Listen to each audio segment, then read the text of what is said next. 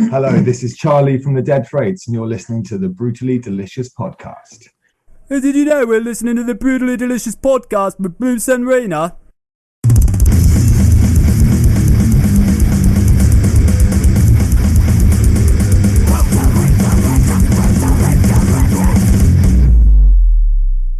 Well, cool. So thank you for joining me. I won't keep you guys too long, but for those not familiar with the Dead Freights, and I got to tell you, I found you guys through Jasmine, I guess. I had no idea. I totally love you guys. That's I totally did what you guys are doing. So for those not familiar with the Dead Freights, can you give us like the 2-sentence boardroom pitch? Yeah, go on, Charlie. This is on you. Dead Freights, rock and roll, indie rock and roll, I'd say, from Southern England. Yeah. Most of the songs are kind of taken from poetry that I come up with, sort of quite like dark kind of stuff, and then we wrap some fuzzy guitars around it, and Dwight makes a noise in the background. I play the drums.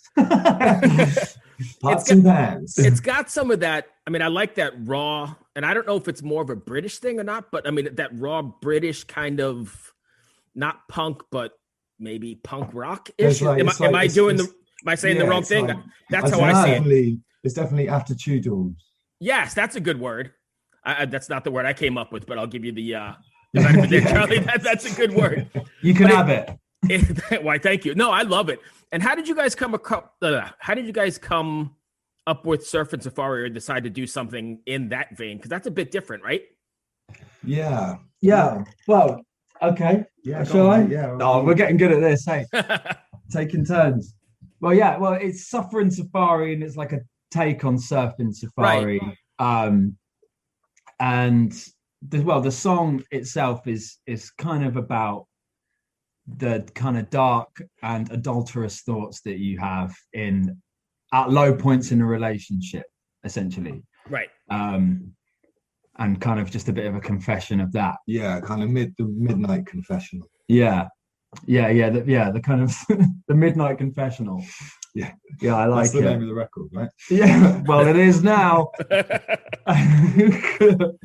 When you're writing, but as you were saying, going back to that sort of punky thing, this one I think has kind of gone more that way compared to the last ones, and sort of we've slowly been kind of almost accidentally drifting into that kind of punkier sound, right?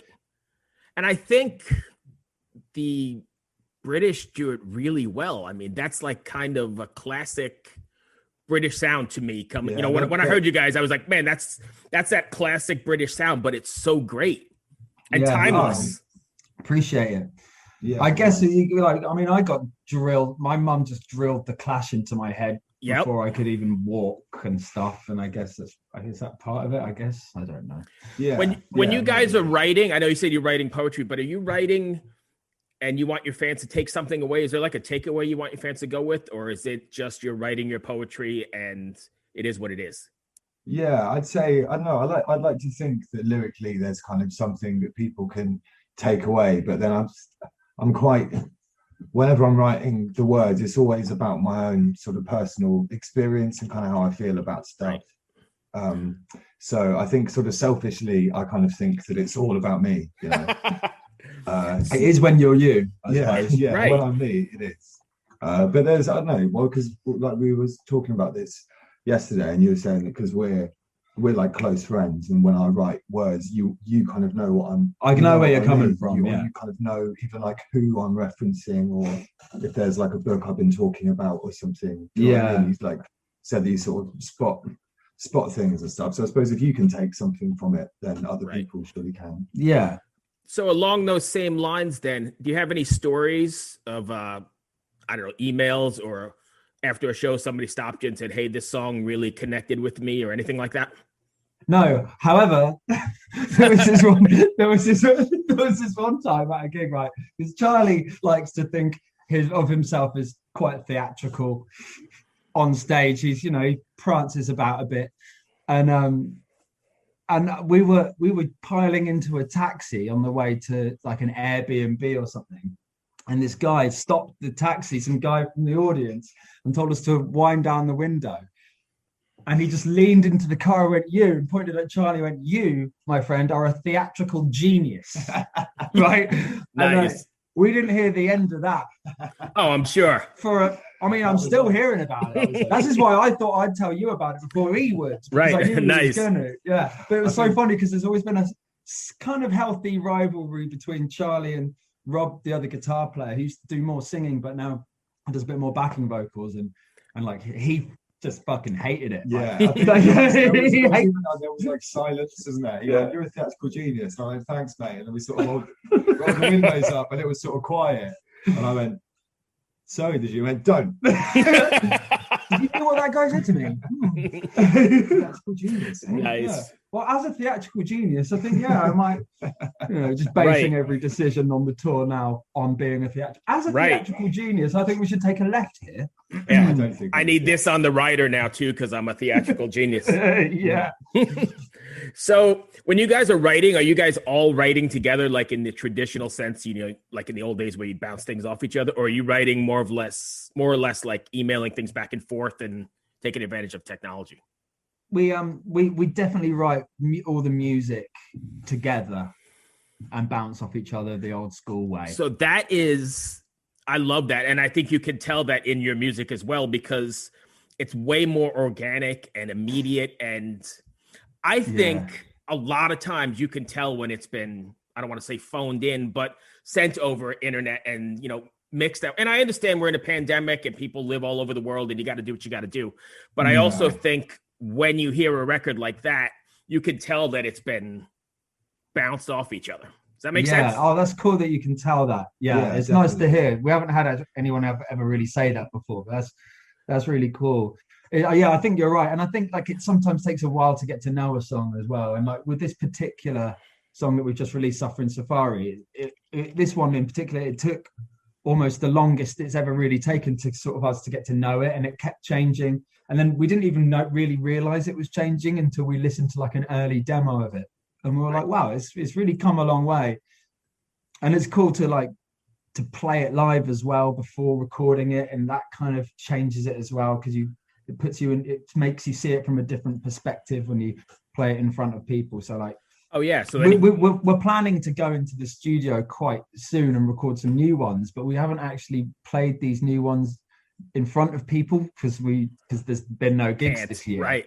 So it's almost it's a weird one. It feels like it could it can sort of stunt the creative process. As soon as you record it, then that's it, done. Right. That's the end of it. That's not going to evolve any further than that. Right. So, but this one, like we were lucky enough, we've played it probably for about 2 years already before recording it. Oh, really? We at least like 10 different arranged versions of it, with like. So it just kept morphing? It just kept morphing kind of subconsciously. We didn't even really try and morph it. It just kind of kept morphing. And then. Is that the way a lot of your songs end up? Say again? Do a lot of your, I know I cut you off. I'm sorry. Do a lot of your songs end up that way? Is that how you normally do it? Or is that just special for that one, Sufferin Safari? I think that one was definitely the most standout. Like that was the one it was most apparent that we were there was loads of different kind of incarnations of it. And I think when we were all finally kind of happy with it, it almost didn't sort of feel like it was finished. It was like, what was that? Were you happy with that? Is that it? Is it done then? It was sort of it doesn't feel like it should ever be done. Yeah. Right. Like one of those songs, like what they said about the they were saying about the Grateful Dead, talking about trucking for the Grateful Dead. I'm a huge Dead fan. Oh, amazing, man! That's the Dead in the Dead Freights is doff of the cap to those guys. But they were talking. I thought it was about my dead nan. No. I'm sorry about that. The theatrical genius has spoken. They were talking about trucking, got all those verses in it. They were talking about like at one point they were never actually going to record it. They were just going to keep writing it. Every town they went to would be a different verse, and it would just end up this huge song. And then when they finally recorded it, it was a bit sort of like, oh, we should probably leave it at that now. That's it, kind of cemented. But I like the idea that they had like loads of different versions. Yeah, just kept going. So I know during this quarantine, you guys have released a couple songs, Stray Dogs and Fever and the Thunder. Are you guys planning on doing any kind of live streams or interaction with your fans, or is it just going to be releasing singles? Well, I think we kind of at the beginning of the lockdown, we kind of did a few sort of stream. I mean, I did a few. You did some ones. We kind of made a few sort of videos. I mean, we were, in fact, it was just before we started, when we came on the call, we were just sort of saying about doing like the sort of live stream thing. I mean, maybe it's sort of kind of, it's been done now, I think. Like, yeah. I think because we're at the point now where we're starting to book actual gigs. We've got a gig booked, our first gig booking at the end of July. Is it July? Wow. Yeah. So on the books. Yeah, exactly. And that was supposed to be an album launch show, but we haven't managed to record our album, so it's just going to be a party. But yeah, I mean, can you imagine what it's going to be like? I mean, when you guys hit the stage, or when you get to your first show after all the shit has gone down, it's going to be I think you hit it right. It's going to be a party. Yeah, it's going to be. We kind of booked it. Yeah, we kind of booked it in. It's like pretty soon after the lockdown, and it's like finishing here. Right. So it's going to be like, it's going to be great. Or it's going to be really messy. Who knows? But it doesn't matter. I don't even think anybody would care because it's live music and it's your friends and it's beer and booze and it's not in your living room watching Netflix. Yeah. Right? Yeah. I mean, I think it's going to be kind of interesting too, though, because promoters are going to have to be sort of selective, right? Because otherwise they can oversaturate. Because all you guys are going to want to get out, right? So you all have to get out to pay the bills. That's going to saturate the markets, and people like myself or whoever, the fans, are only going to have so much money to get out. Right? Yeah, you're right. Yeah, you're right. It's going to be kind of strange how they maneuver this, I think. Yeah, I wonder what's going to happen. Right, because if everybody hits, you're going to have like 10 shows in town at one time, and you can't go to them all. Yeah. But still, that would be still quite a good position to be in. Hell yeah. I mean, deciding which one you want to go to. Yeah, you know it. But like a mini fest, when you're at a festival and like two bands clash that you want to see, like, you can kind of sometimes wangle seeing both. Yeah, a little bit. Or catch half and half, right? Yeah. I don't know what it's going to be like, but I know I cannot wait to get the hell out there. It's crazy. Yeah. Oh, I bet. Have you got lots of good venues and stuff around where you are? I wouldn't say a lot, but there's probably two really good ones, like 1,500 seat, nice old theater kind. And then there's a little dump, maybe 300, 400, but a lot of people play there. It's not. Yeah. But yeah, I mean, I like those places. Yeah, me too. I've seen some really big bands play in those little places, and that's fun. Yeah. You pack it out. It's 300 people who want to be there. Yeah. And it's great. And it's kind of intimate and usually those places, they often sound quite good, don't they? Yes. Because those legendary little venues that are kind of, they just nail it on the sound. Yep. And I mean, if you see the place, it's a shithole, really. It looks like, but you're right. It gets decent sound and everybody plays there and it's always a good time. So yeah, I can't wait. Are you guys, so you've been taking advantage of the downtime to do some writing then? Yeah, we kind of been getting together, like writing, but also just all that other stuff around the gigging thing, because we were gigging a lot before and getting drunk quite a lot whilst doing it, and all that thing. I mean, it's really fun, but you kind of it's not fully sustainable, and also it's been nice to take a step back to do some writing and recording and just kind of get our drinking some water once in a while. Amen. Chin chin, brother. Right. Yeah. I wish I had a bit. And So we've done all that stuff, kind of getting the social media a bit better, and that kind of thing, and our comms. Are you guys pretty active social media wise? We try and be. Yeah, we could be better. I mean, but we're pretty good. We're pretty good. We're getting it together. Awesome. So the last thing I have then is, how does it make you feel when the energy and the passion you envisioned when writing a song comes to life in front of that crowd? The theatrical genius? Yeah, well, obviously not a question. No, obviously, like, it's good. answering questions. You're an answering questions idiot. You're a theatrical genius. Nice. Yeah, it feels great, obviously. Yeah, it feels really good. it is good, isn't it? Yeah, it is good. Yeah, And since we were talking, it's great. All right, and since we were talking about it though, do you get the same energy, or is it? Let me rephrase that. Do you find it harder to play in front of 30 people as opposed to 10,000, or is a show a show? I think, well, we normally play like a show's a show, and we give the same every time. Yeah. Regardless of how many people. Yeah. Having said that, we have played some really, really like bad shows in our time. Like we always joke that we like headline a Coconut Shy and stuff, something like really lame. When you end up at a village fete. And there's a bouncy castle. Like really Spinal Tap. Yeah, like Spinal Tap. The puppet show. Right. Yeah, exactly. And there was one time we did one of those. It was ages ago. Do you remember? It was like a boat show or something. We just played this and then no one was listening to us, and you just kept saying, Charlie just kept saying into the microphone, like really sarcastically, "It's just great to be here." And you must have said it throughout the show, like before and after every tune, just like, "It's just great to be here." Just like so sarcastic, nice. Horrible little ungrateful spoiled brat, ungrateful little twat who didn't. Nice. But at the end of the day, a show is a show, right? I mean, you still got to get out and do your thing, and you may get 2 fans out of it or whatever, I guess. Yeah. Of course. And exactly. And like because we played quite a lot, and I think you just build your strength, I guess, and you just get a bit better and tighter, and right. It can only be a good thing, really. Cool. So I know I said that was the last one, but I'm thinking. Keep going, man. We're not doing anything. I'm thinking on the fly here. What was the craziest on stage incident you guys have had? Gear failure or something? Everybody's got them.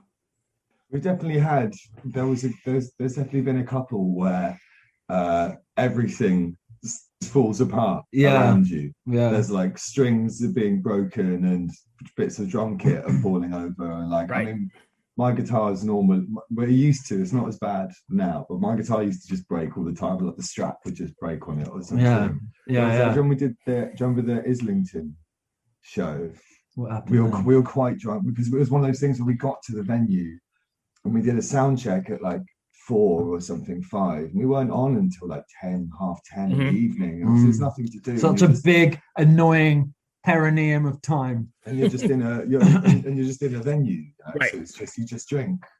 And well, we did at least then we did. And it was like, but yeah, it was just one of those shows where it just wasn't really. Nothing was really coming together for us, was it? Yeah. When things start breaking, I think some of your drum kit fell over, my guitar kind of broke. Right. We just had to drag. We were dragging the thing by the horns. But yeah, and your technique, which actually I think is quite good. When something breaks a little bit, you end up just smashing it up more. Break it more. Just if it starts breaking a little bit, then just make it part of the thing, and you just go mental. Yeah. It's just like nice. It's like Drop Dead Fred. If something doesn't work, then smash it up even more to make it better or something. Nice. I don't know. It's like I'll tell you a funny story. I ask that question quite often. Yes. I was interviewing, I think they're from Germany, this band Saltatio Mortis. They're like a folk metal band of some sort, pretty popular, but they were playing Wacken over in Germany, you know, that big metal festival they have every year. Yeah. Got up on stage to get ready to, he's a drummer, sat on his drum set or on a stool, and a hornet flew up his shorts and stung him in the nuts. Brilliant. He had 60,000 people out there, so he said he had to play hurting like hell. Oh, fair play to the guy. That's amazing.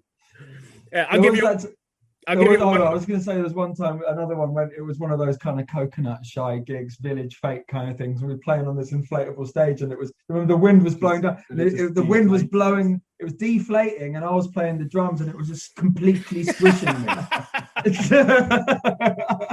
I'll give you one more just because we're talking. I'm not keeping you, am I? No, you're good, man. I did an interview with Steve Austin from Today's the Day. And I guess they were doing some big festival. It always is big festival, I guess, that this shit happens. But some big festival, and he's a singer, guitar player. He walked up to the microphone in front of 30,000 people, put his hands on the mic, and got zapped and shit himself immediately on stage. He shot himself in front of all those people. In front of all those people. And Brilliant. he said he didn't know what to do. His show's got to go. So he just played. Yeah. I mean, what do you do? I guess you go I mean, change. if they were filming it, if they were filming it, I would quite like to go back and try and pinpoint the exact moment when he realized he'd shat himself.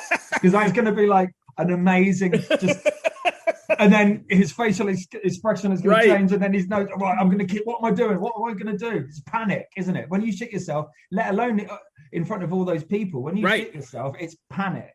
Because apparently, like the dressing rooms were far away, and they took like a golf cart to get to the stage, so there was no way to, go change. You've got 20 minutes to play. Let's go. He just went for it. Good man. The show must go on. He's a pro. He's a professional. I guess, but there's my contribution to those stories, because I've heard a whole bunch of crap. Yeah. So, nice. Have I missed anything you guys want to cover? It's been a great conversation, I think. Yeah, amazing. Yeah, I've had a great time. Yeah, it's just as I mean, like we spoke about, obviously, like the single and stuff. And now we've got a video for that. That's we're doing a premiere. That's being premiered at a publication called Under the Radar. Mm-hmm. That's going to be on this Friday. Okay. And and then the singles out everywhere.